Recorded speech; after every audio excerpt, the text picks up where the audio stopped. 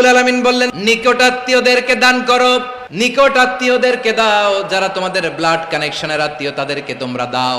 এখানে জেনারেলি বললেন দাও, কি দিব সেটা তিনি এখানে বলেন নাই, সেটা তিনি সূরাতুল ইসরার মধ্যে বলেছেন। আল্লাহ বলেন, ওয়া আতিযাল কুরবা হাক্কাহ, নিকটাত্মীয়দেরকে তাদের অধিকার, তাদের প্রাপ্য তোমরা বুঝিয়ে দাও।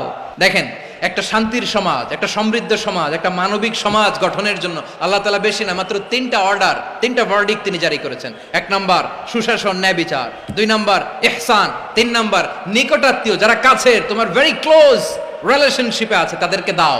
দাও, দিলে বাড়িয়ে দেয় কে? অনেকে দিতে চায় না, কৃপণতা করে। দিলে বাড়ায় দেয় কে? আমার প্রিয় ভাইয়েরা, দিলে কমে না, দিলে বাড়ে।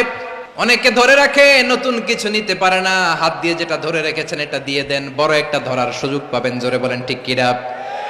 ধরেন 5 কেজি ওজনের একটা ধরে রাখছেন, এখন 10, এটা না ছাড়লে 10 কেজি ধরতে পারবেন আপনি?